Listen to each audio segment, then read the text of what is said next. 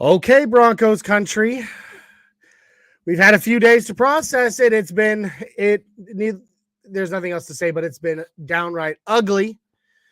But you know what? We keep plugging on because we are Broncos Country, and that's what we do. We fight through adversity, we fight through the hate, and eventually we come out the other side champions. May not be this year, may not even be next year, but bet your butt it's coming. Let's go, Broncos Country. This is the Nothing Rhymes with Orange and Blue podcast.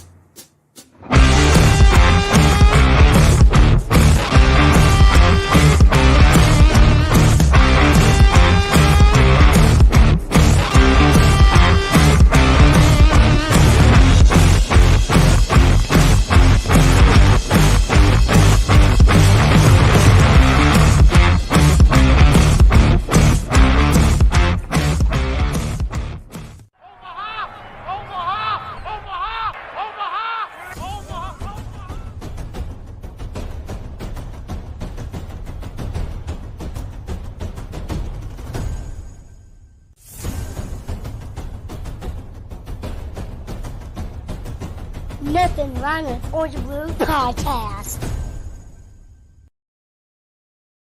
Is up, NRW Crew. How you doing, how you doing, Broncos Country? It's good to see you guys.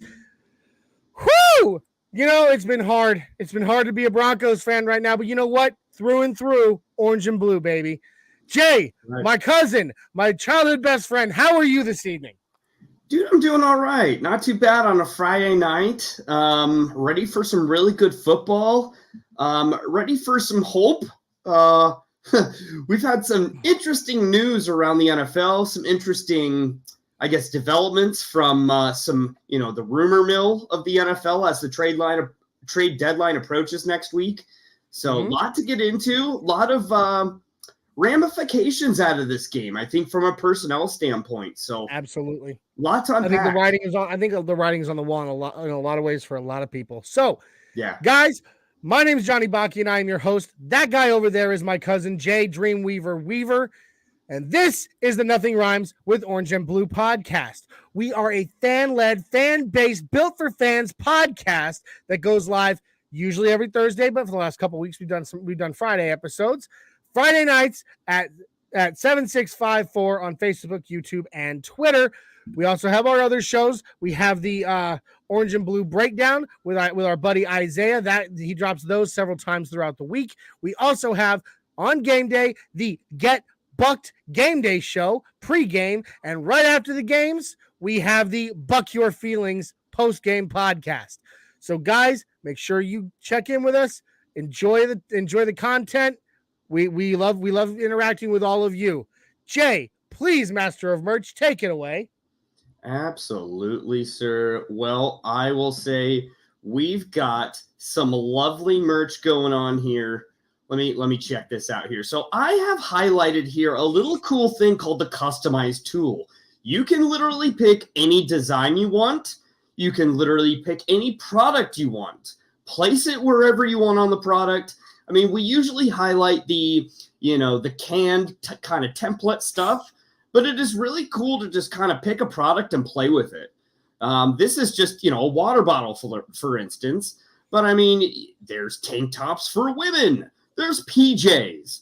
There's a doggy. Woof, woof. If you want to go, Grateful Dead, Jerry Garcia, there's your tie-dye. I mean, I might need some, hallucinogenic drugs after, the bye week, because this has been some rough stuff. But, in other news, you just got a lot of stuff here. Phone cases. I mean, you can customize anything. Got a little throw pillow. Don't throw it at your brother or sister. That's exactly why they're called throw pillows. Don't you take that away from children everywhere, Jay. And ho, ho, ho, you can bring us to your season's tidings, your family get-togethers, your secret Santas, if you will. I mean, it's just a lot of big stuff. Wow, is very nice. All right, guys. So, hey, in the bio below is the link to our merch store. Get yourself in there. Get yourself some swag. Let's talk Broncos. 3 games in a row, cuz. 3 games in a row. And I just tweeted this out in honor of everything we've seen on 3rd and 1 recently. Yeah. And in honor of my good buddy Mario Vitanzi, I'm rocking my Run the Damn Ball hat tonight. Seriously. I mean, that, of all the things that pissed us off the other night, I think that was the one that got me the most. Was in overtime. You've got, you 3rd and 1, your running back, who has been, I wouldn't say he was blowing minds, but he was doing well. Yeah. He had just done back-to-back runs for 9 yards. Yeah. Put the ball back in his hands. Get him across that line. That right there to me, even though it's not obviously not as much as riding on it, that right there to me was akin to Marshawn Lynch on the 1 yard line in Super Bowl 49. Like, why would you try to pass it at that moment? Just run the ball, pick up the first down. At that point, all we needed to do was put points on the board to win the game. We didn't even have to get a touchdown. Yeah. All we had to do was extend. Why reinvent the wheel? Yep. The running game was working at that moment. All he's got to get is 1 measly yard. Let him cross that line, get us that yard, extend that drive. We were only 15, 16 yards away from field goal range for Brandon McManus. It would have been over. But no, we lost the game again. I'm sorry. Of all the things that pissed us off, the offensive line and everything, that was the one that galled me the most. No, I totally agree, because we've already seen the story played out. We've already seen that mistake made. And it's one thing to make a mistake and you own it. It's another thing to keep repeating it and keep, shoving the exact same, square peg into a round hole. Yeah, why? It's just not working. And it's not going to work if you do it 3 more times. It's not going to work. I keep bringing it up, and I know people hate hearing it because they've heard it all their lives, but it is truly the definition of insanity. It is. If something isn't working, doing it over and over again isn't going to make it work all of a sudden. They've already figured out how to shut it down. So, and again, it's the question to me right now is that whose fault is this? Is this a Russell Wilson decision, an influence? Is this Hackett just sticking to his guns and that's what he believes in? I don't think you can blame it. I don't think you can. I was listening to our good buddy who was on the show last week, Nick Ferguson, with his co-host on the Touchdown Denver podcast. Which, by the way, Broncos Country, if you are not already subscribed to the Touchdown Denver podcast with Nick Ferguson and George Stoya, get over there and subscribe because it is good. All right. But, straight up, the same question was asked. George Stoya asked Nick the same question. And I liked Nick's answer. I'm not trying to plagiarize him here, but I feel the same way as he does. I don't think it's any one person, any one thing that is the problem. Yeah. There are just so many, there are so many variables coming together all at once to just make us suck. Yep. And it sucks for us as fans. I hate saying it. We've been saying it forever. Not forever. I've seen people on Twitter and stuff talking about us getting catfished this offseason, which I don't know if I completely agree, but I think the expectations were so much higher. And so right now, we as fans who have of a winning franchise who have endured the last 6 losing seasons, our patience is rice paper thin. We got caught up in the hype. We were ready for someone to sell us. And little did we know, Hackett's a great salesman. He's a great hype man. That's why he was hired. because he's Yeah. direct opposite from what we have had. And, I was a firm believer in the hype in the preseason here, but we all should have been pretty realistic in thinking that we could have had the best roster in the NFL. Absolutely. But all of our coaching staff are rookies, and that doesn't change. Although even if Broncos Country had come down to earth a little more and been a little bit more realistic, I don't think any of us actually expected it to be this bad. Correct. Even then. We didn't think that we would be taking a step backwards with Russell Wilson compared to Drew Lock, Trevor Siemian, Teddy Bridgewater. I mean, insert name here. That's how it feels right now, and that's what really sucks about it. Is that's how it feels. We only have one commenter in the stream at the moment, and that's our buddy Matt Staffiero from over at Rocky Mountain Sports Network. He asks, "Can we eliminate the shotgun package for a little while, please?" And then he says, if Rip is the QB this week, I guarantee you he'll be under center. Yep. And that's a point I want to stick to for a little bit here. And I agree. I'll bring this comment up by you, Matt, here in a minute, because I want to go further on that. Absolutely. So today in a press conference, we learned from Hackett that Russell Wilson is questionable going into the game. It is a game time decision. Let's see how he is in warmups. Throughout the week, Ripton and Wilson split reps. And if the personality of Russell Wilson tells us anything, he's not going to sacrifice voluntarily reps. He's a working guy. He's a workhorse. He wants to be in there. So the fact that somebody he's a workhorse reps should tell us all we should know. It's going to be a lot harder to game plan not knowing who's starting if you're the Jets. So there's totally a benefit to not announcing that so far. But I was listening to the Stokely and Zach show today on the Fan, actually, and just phenomenal point by Zach and just a weird observation of that. If Rippon does start, we're going to be forced to see if the problem is Hackett or Wilson or not from a play calling standpoint. We'll see if Rippon is the quarterback and we're still under center, or we're still in shotgun in those situations. We're still not really deviating from what we have seen thus far. We're still not running the zone blocking scheme. We're just a very vanilla, watered down playbook. Then to me, that's a play calling issue, and that's not a Russell Wilson issue. But I just but if Rippon goes in there and lets her rip and it takes off under center and gets back to the basics of what we really need to see, which is zone blocking, which is bootleg, which is run the ball 30 times a game. I mean, how are people going to be able to sit there and say, I think we have a better chance every Sunday with Russell Wilson? Yeah, I mean, but ultimately, when Russ is healthier, he'll be back on the field. You know that. You have to know that. If anybody 100%. Thinks that that's not the case, then you're foolish, because, I mean, we are talking about a guy we just paid $250 million to. So, correct. Ultimately, he will end up back on the field, whether you like it or not. Brett Rippon is I think his contract this year's 3, maybe. Yeah, I think something like that. So, I mean, he'll get his play time. And I mean, looking on one bright side, Brett Rippon has one career win as a starter, and it was against the Jets. Yep. So hey, maybe he can catch lightning in a bottle again. I'm ready to see Jerry Jeudy moss another guy. Yeah, right. But I mean, ultimately, going back to Matt's original talking about the shotgun package, the problem isn't even.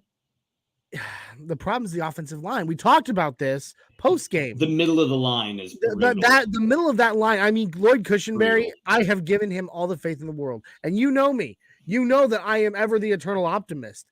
Yep. But I'm going to just come out and say it. Lloyd Cushenberry sucks. Well, I can't even look at it any other way. He sucks in the same exact sense as that he sucked last year.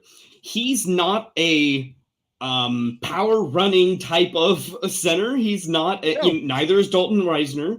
Then again, I can't tell what kind of center he's supposed to be either. They're supposed to be athletic. They're supposed to be speed. That's why this zone blocking was so appealing to me, at least in the offseason, because I think that fit our personnel a lot better than, what we have been doing, in past years as far as scheme. But we've completely abandoned that. We saw that for flashes in the first couple games, and then it's almost like we just decided to turn it off. It's a really bad offensive line scheme right now. I can't even put it all on players. No. It's a scheme thing. It's a play calling thing. No. I mean, Lloyd Cushenberry still sucks. He still can't get any traction against anybody. Yeah. I'm a firm believer now. He could be going up against the worst nose tackle in the NFL and still get pushed backwards. Yeah. No, and I would agree. Dalton Reisner struggles to. The hard part, I think it all starts with Lloyd Cushenberry. Dalton Reisner has not lived up to the hype that he initially got in his rookie year, but ultimately it starts with Lloyd Cushenberry's inability to close the gaps.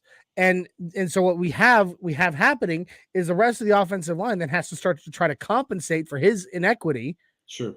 And in doing so, they get beat elsewhere.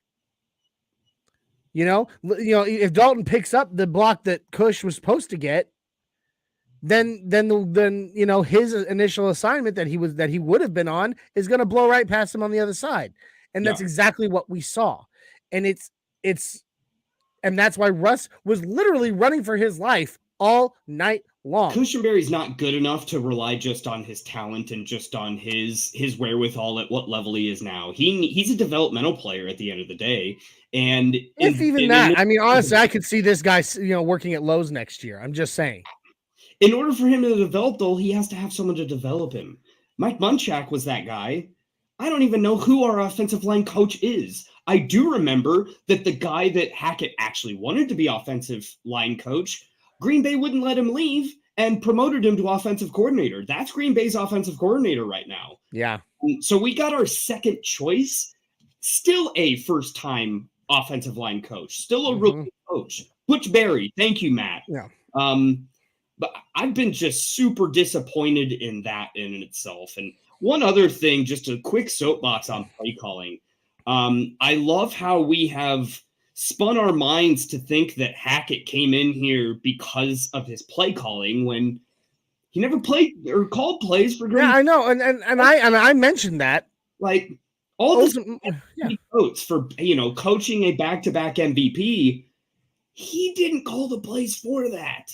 And I'm just, how much confidence should we really have in his play calling ability? I mean, what has he actually done specific? I mean, I remember the Jacksonville years. But even then he wasn't calling plays. He just managed to coach up, Blake Bortles to be at least average quarterback that could get them some wins. Yep. But here's what I think. To answer your question there, it's hard to say. That there wasn't really no play calling experience. He had a little bit when he was coaching college football, but college and NFL are vastly different. Totally different. Yeah. And, but you look at all the systems that he's been in, the fact that Paul Hackett's his father, the coaches that he has learned under, the tutelage, that he has had, you would think that some of it, right, would permeate and be what you need it to be, but it just hasn't happened. We haven't seen it. Yeah. And I'm not saying that he can't, get there, but right now, I'm sorry, I dropped my, I actually knocked my mouse on the floor. Uh-oh. Dropped your teeth there? Yeah, they're gone, man. Got my teeth there, buddy. Let's talk football. Anyway. You sound like a Kansas City Chief fan now. Gotta have fake teeth if you got meth face or meth mouth.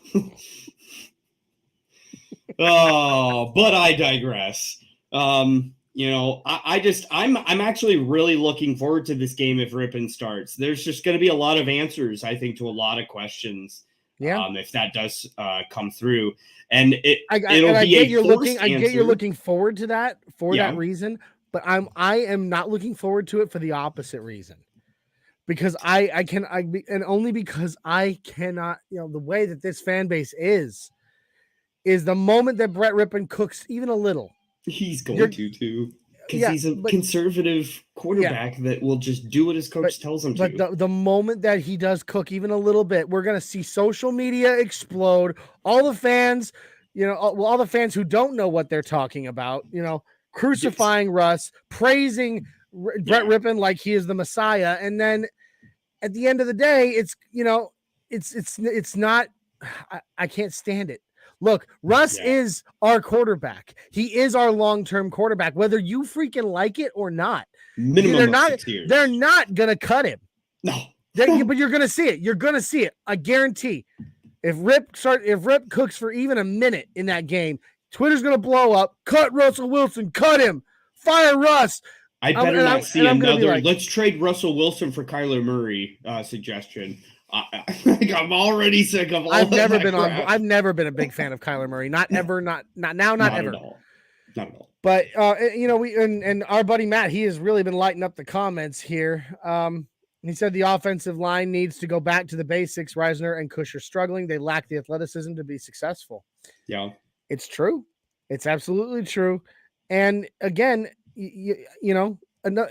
originally we said there for a minute, problem is they don't have a capable OC. Glasgow has played terribly. Is Wattenberg ready? I honestly think the fact that we haven't seen them rotate Wattenberg in yet is perfect proof that he's not ready. We have a warm body in Justin Outen. I haven't seen or heard of anything that he brings to the table because he doesn't as an OC. Because he doesn't. He's Ed Donatel for Vic Fangio last season.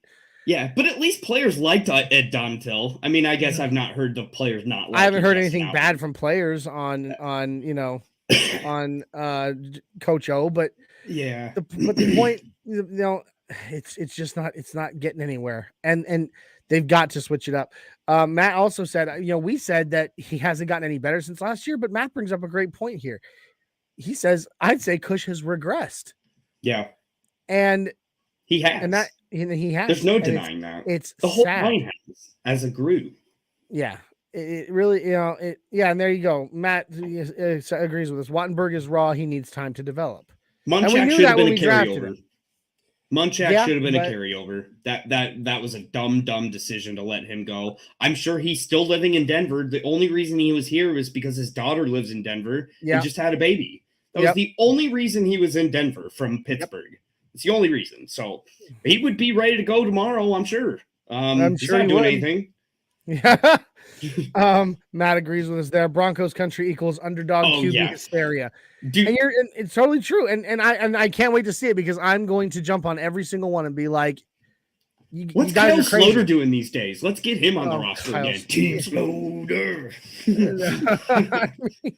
It's great. Saw Kyle Sloter in the third quarter of a preseason game and Broncos country blew up. That's the equivalent to the bubble preseason games from Bowl that Nuggets Nation just went absolutely berserk for, never to see him on the court again. Well, no, that's not true. You see him on the court at the end of the fourth quarter with like 3 minutes left when true. you got a 25-point lead. He was our victory cigar. Throw out that bowl. Oh, it's funny. That's good. But ultimately, I still don't think the problem is all Russ. I think he's got a hand in it. Yeah. I think that you're talking about a quarterback who has been set in a very specific way for 10 years and is now trying to, kind of along the same lines of reinvent the wheel that I said earlier. He's having to relearn a whole new way of playing. Sure. And, if we were playing the way they were in Seattle or the same scheme they were in Seattle, he would probably be doing much better. Of course, there would still be, you still have to build that chemistry with your receivers and stuff, but there's the crux of it. Does he left Seattle because of that scheme? Even though he's been successful in it, that doesn't mean that's what he wants. That was part of why he left. One part of it was that. One part of it was that his offensive line was abhorrent. And at least on paper, this offensive line looked like it was going to, be his best friend, and it hasn't been. Sure. 100%. I mean, if maybe at the beginning of the season, if all of our offensive linemen had been healthy, we might have seen something different. But we haven't. And now a bunch of them are hurt. Obviously our best offensive lineman inarguably is out for the season. And definitely best. It just sucks. Say. It just sucks. But that was another part of it. And then of course the other part of it was that the marriage was just falling apart up there with Russ and the organization. It Patience just wasn't what it, yes. So, I don't think Russ is on a I said it the other night on the post-game show. I don't think that he is plummeting or he's unsavable. I do not believe that at all. He's still young-ish. He's still very athletic, and he's still got an incredible football mind. He's got security. I mean, he's already got his contract signed. He already knows this is where he's going to be for the next 6 years. So he can take his time. There really isn't pressure on him. It seems like there is, but there really isn't. There's pressure from the outside, I think, more than the inside. And I think the outside pressure is influencing Broncos country to be maybe overreact a little more than what we normally would. Well, we should anyway. Correct. But I don't know, going back to, I guess, this game that we have in front of us with the Jets, how do you think the scheme will be going into this, knowing that we have struggled so much in the middle of our line and considering, who is it? Their defensive tackle, Quentin Williams. An absolute beast. He's an animal. Super good. They have an amazing line. Better line than San Diego, line than really any of the other teams that we played thus far that we have struggled in against the middle. I mean, and the roadmap is there already. Mm-hmm. Like every team is watching film every team we play is going to be watching film of us, and every one of them is going to see, third down, bring the house, bring everything. Yep. Blitz hard, and you're gonna kill that offensive line, and that this offensive line can't stand up in a game of Red Rover against. And we don't have the timing. We don't have the timing from a wide receiver to quarterback to be able to trust the process and throw a guy open, in a quick slant or something. Exactly. And so, that's where we are now. Unfortunately, we've put out enough bad film that there's plenty for defenses to sit there and go, aha. Yeah. And that could just be the nail in the coffin of this season, that right there alone. Speaking of, no, go ahead. No. Sorry. No, you're good. Go ahead. Well, I was just going to say, speaking of film, what do you make of this Melvin Gordon fiasco that we have of the pouting on the sideline, the benching, and then the top secret meeting he had with Hackett that somehow resulted in Hackett, I can only just imagine saying, well, we need you, bud. We need you. So we're going to start you. And, you're our guy still. And giving confidence to him. It's either that or the conspiracy theory tinfoil hat in me says he is going to get a lot of touches this Sunday to put some good tape out there to get his trade value up so that by the 1st of November, he's gone. And we get something for him. Because right now, I don't think anyone's given a 7th round draft pick for him. No, he's a fumbling machine. I think you get a 7th, but probably not more than that. But I don't know. Look, first of all, you got to think that the way that his benching happened, that it was always in the plan. That they had planned for that to happen before the game even started. Because he didn't really make any egregious mistakes. He only got 3 touches for 8 yards, but he didn't fumble. He didn't make any, and do anything egregious to warrant a benching. Yeah.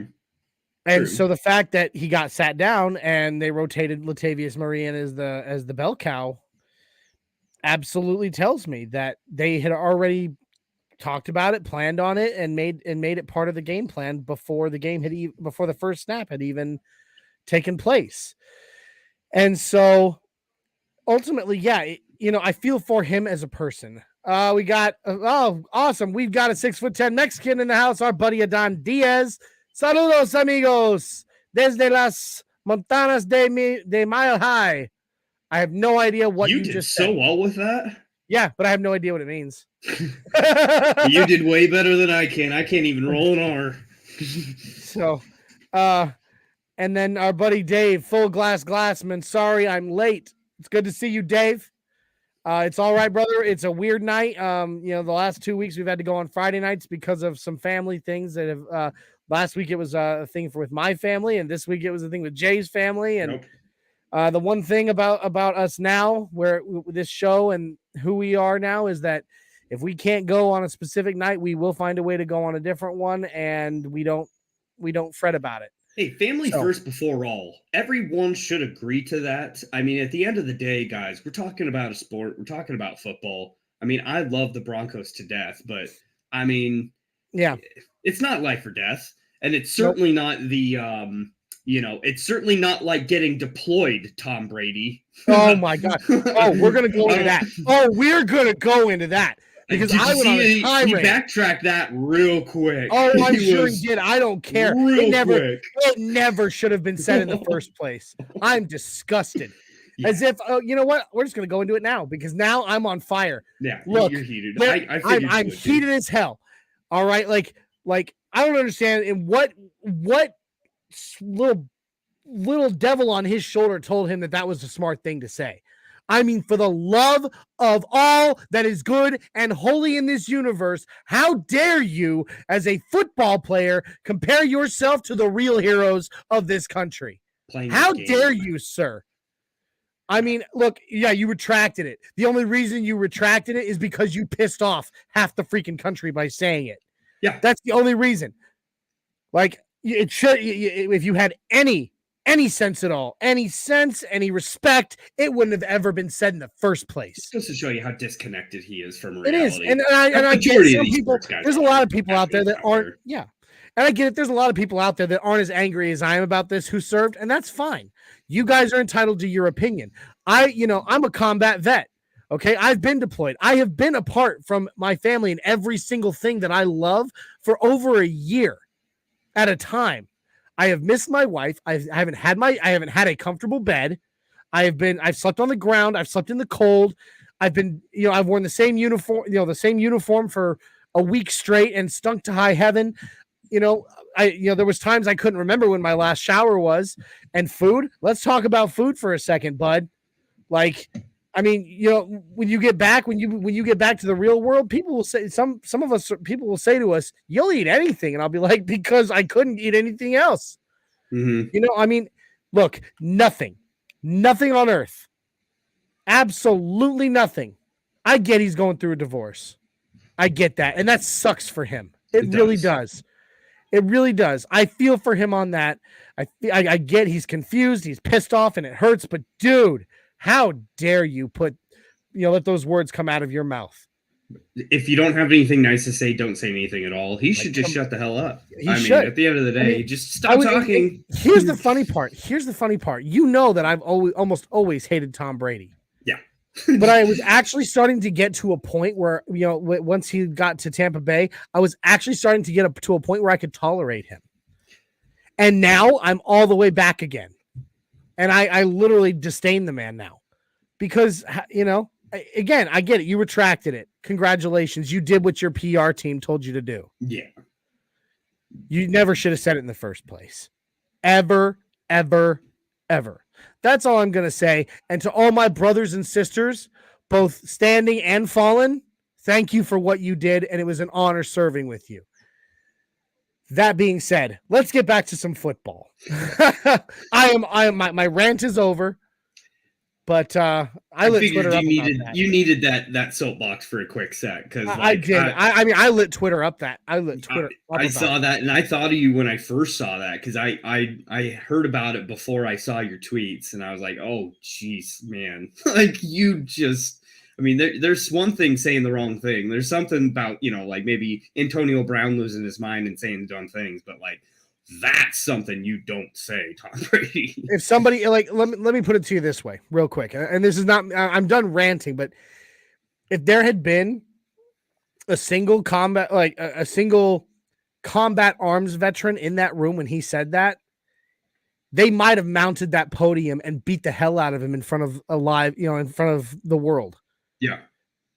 Well, I'm not saying that there were. I don't know who all was in that room as far as the media goes. I don't know if any of them are vets, but there's a difference to me between between combat arms, which I technically was not, but I was as a medic, but I was attached to the infantry my entire career, which means that even though I wasn't technically myself considered combat arms, I trained the same way they did. I went to the same places they did. I fought alongside them, and I didn't just sit down and hide. I had my rifle up. I was shooting back too, So I may not have been technically combat arms, but I served my entire career with combat arms. And I'm telling you, if there had been a single combat arms soldier in that room when he said that, he might have gotten the hell beat out of him on live TV. I'm just saying. Now I'm done. Dave is in here. He's saying Russ needs to rest and heal until after the bye. It doesn't matter how well Rip plays. It's Russell Wilson's team after the break. Let Russ cook. No, let Russ heal. Absolutely. I can't disagree with that at all. But you know what? It depends on what your perspective of this season is. What's your objective for this year? Well, and that's actually when we do our Mile High Matrix. That's actually part of my matrix. So is my. I hope we don't have the same thing. I do. We just might. So we might only have one orange pill or blue pill to take tonight. We'll see. Yeah. And then Dave talks about his bet. He's betting the Jets on the money line and the under. May I say something real quick about that? I'm never picking the overs again. Dave, you shouted out loud. I want to say it was pregame or it was the last Nothing Rhymes podcast, but someone, I don't even remember if it was Dave. It might have been Ty, of you guys are stupid for picking the over. What gives you any idea that we're going to score a lot of points? I don't know. And yeah, again, it's me, guys. I am forever your eternal Broncos optimist. That's what I do. Yeah. I try. I'm slowly slipping from that pedestal, but I will tell you, when I first looked at the spread on this game, it was Jets -3. So Jets being favored by 3, and I just opened it up today. Broncos favored by 1. So that has flipped a little bit. Yes, I would almost. Broncos by 1, and the over under is 38.5. Yeah. Whew. That's 38.5. I mean, the 38.5 is about right. Yeah. I mean, we were at a 45.5 last game. Yeah, we were. So Dave says he would never call us stupid. It wasn't him, and we can't score, and the Jets won't either. That's true. And that's true. That's exactly what it's going to be. Is our offense cannot make anything happen to get a score, but our defense is so good we won't let a team like the Jets score. Oh, Dave's got his bet in at 39.5. That's good. So all right, we'll see what happens, Dave. There you go. We'll definitely talk more about it on Wanna Bet on in the pregame on the game day show. Oh, Jericho is back in the house. Our Miami Dolphins fan says, "What's up, boys? Please beat the Jets on behalf of my Dolphins, rooting for us this weekend." Thank you, Jericho. Yeah. Thank you. Very much so. Yeah, I mean, we need it. We need all the good vibes in the world at this point. Well, and from a Dolphin perspective, the Jets are not a walkover anymore. That team gets better every single week, and they're a tough team. So, I would. Although you know what, the whole thing going on with Tua, that never should have happened, ever. Tua? Yeah, what happened with Tua and the head trauma stuff, that never should have gotten to that point. Yeah, I mean, and the fact that it did is disgusting. Disgusting. Mike McDaniels will get that team back going. That's a good team. I could totally see that as a wild card team. So we got to focus on the Jets. It's going to be a tough game.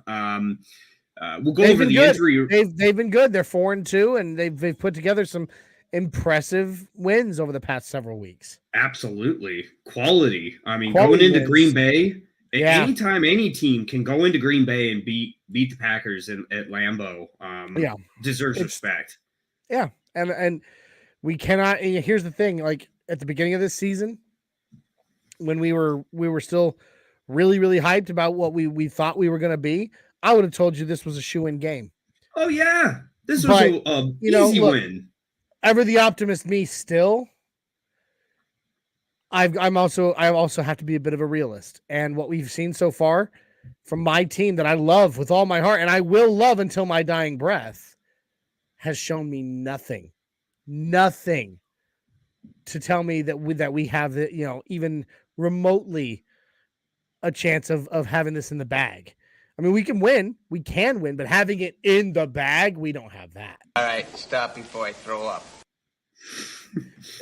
That's a new one. It is. But okay, fine. But I'm right. You are right. I mean,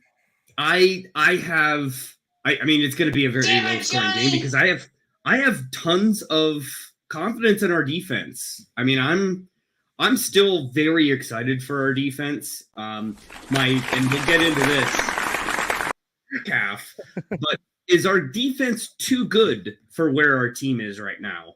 And do we maybe need to walk that back a tidbit? Absolutely not. To try and help out the other side of the ball. Absolutely not. Sense. No, absolutely not. Not even a chance. No. Look, you cannot ask these guys. These guys have pride, Jay. They have pride. They're not going to go out there and put any kind of mediocre showing on the field. Exactly. Simply to try to like even things out or anything. No, they are men on a mission. This is what they do. They want to be the best at what they do. And, they want their stats to reflect their, not only their character, but their abilities. And they're not just going to they're not going to be like, okay, well, our offense sucks, so I'm going to go out there and just play it 70%. No, these guys are still going to give it 100. And they're going to do everything, because that's going to win. Right now, that's the only way we are going to win. Yeah. Oh, yeah. and they want to win. We may not be winning, but they still, even if tensions are rising in the locker room and all that, this team still believes that they can get wins. And they can. Every game we've lost has been 100% winnable. In small margins. Yeah. Yeah. Very much so. The margins are, I said it earlier, rice paper thin. Mm-hmm. It was literally because of a few tiny mistakes, itsy bitsy mistakes, that we didn't win them. Yeah. And our defense has played well enough for us to win. So they're not gonna do that. Nah, not a chance. I guess I was more so coming from the perspective of, as we approach November 1st here, will George Payton see it that way? From a buying are you a buyer or are you a seller? Yeah. And there's not a whole lot of value on the offensive side of the ball right now. So it's not like your phone's ringing off the hook for anyone on that side of the ball. So there's not very many, wells to draw from right now. Right. So I don't know. It's going to be interesting. Like I said, this is a pivot game for a lot of different things, from a coaching perspective, from a personnel perspective. George Payton will be intensely watching this game, I think. Absolutely. And as he should, because, this is what really sucks. George Payton, I still have all the faith in the world in that man. As do I. I haven't wavered on that at all. But does our new ownership have that same faith? That's the question. Great point. And a point that no one's really talking about. No, because when Greg Penner came in, he made it emphatically clear that they're here to win. That it's not about money. That money's not an object in this. Granted, yes, of course, it's great when he wants to turn profit eventually, but they're willing to spend whatever it takes and do whatever it takes to win, because winning feels good. Oh my gosh, I just had a revelation, and I think I just blew all of your minds. Did you know that? Winning feels good. What? I know. Wait a second. Wait. I am the smartest man alive! Yes, I am. No, I'm not. Not even close. But ultimately here, the true question is George Payton, could he lose the faith of the ownership? Because he's the one that chose to hire Hackett. If Hackett's the problem, that was his decision. He could have had Dan Quinn. He could have had others with Kevin O'Connell. 5-1, Kevin Yeah. O'Connell. I mean, and just as rookie as head coach as Nathaniel Hackett is. Yep. But there's a big margin of difference between their records of those two. Has a worse roster, arguably, than us too. Absolutely. So I mean, what do you think, Jay? Do you think that our ownership could lose faith already in George Payton just based on the fact that he decided to make this move and make that move? I think they gave him a clean slate from the decisions he made previous to them. I think they are looking at it now of how are you responding to the situation and what are you going to do to fix the situation? Because at the end of the day, even George Payton inherited this mess to a certain degree. We can all thank John Elway for that. And that is still acknowledging that John Elway is a god in Denver. He is. But he definitely didn't have some of the best decision making. Correct. I mean, we're still sitting on some rough picks, some rough decisions in itself, and so it's gonna be George Payton's the ball's in his court as far as what he wants to do. Absolutely. I truly believe that's where name escapes me now, but the Baltimore coach that got hired for game management. That's a Sean Payton Jerry Rossberg. Yes, that's a Sean Payton decision. That is Sean Payton. Ha! George Payton. Yeah.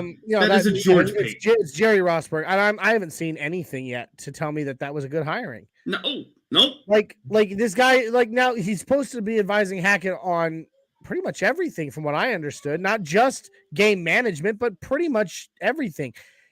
And yet we still see us passing it on 3rd and 1. Yeah. In overtime. What? Oh, it just hurts my head, my heart. I get it. I'm not an NFL coach. Okay. I put in my application. It was immediately denied. That's on them. I'm not going to sit here and pretend that I know more about football than them, but I know enough about football that I feel like there are certain decisions that have been made that I could have made a better call. Absolutely.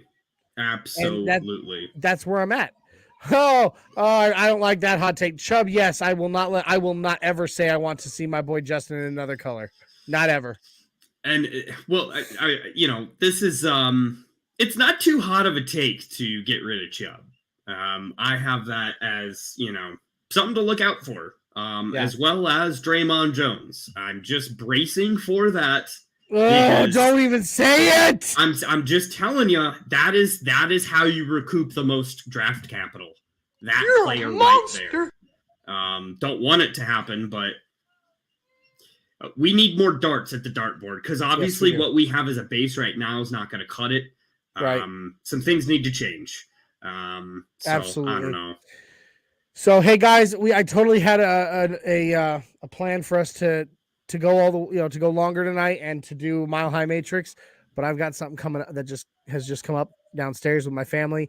I have to cut the show short. Jay, if you want to continue solo, you're more than welcome. Man. But we've had a good talk. Ty, you're jumping in right now, and I'm so sorry, buddy. It's good to see you. I've got to go. Something just came up downstairs. I got to go take care of my kids. So no worries, man. We will be back on Sunday.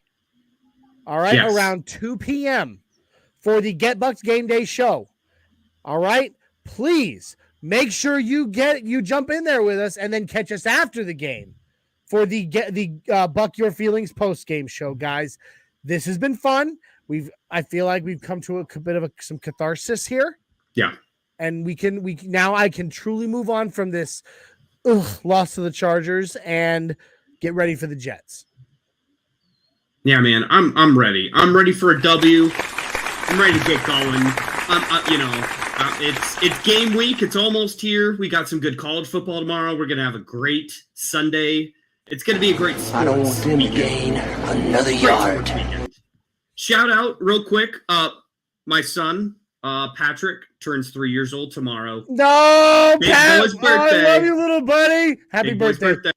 He's my baby. Yes, he Can't is. believe I have a 3-year-old as a baby. I can't believe you have. I can't believe Pat is 3. Yeah, 3 years old. My mind is blown. But give him my love from cousin Johnny. And real quick, last thing, big props to me. I'm gonna give myself some props here. I had a test with my new job today to continue, and I passed with a 97.1%. So hooray. Feels good, and this new job is looking like it's going to be an amazing opportunity for me and my family. So, guys, thank you again. Oh, thank you. Yeah, it's good, man. But anyway, I love you, cuz. We love you, NRW Crew. We love you, Broncos Country. Get down, dog. Get down, dog. And we will be back with you Sunday around 2 p.m. for the Get Bucked Game Day show. I'm going to say it. I'm going to say it right now. Jay, are you ready? Let's ride.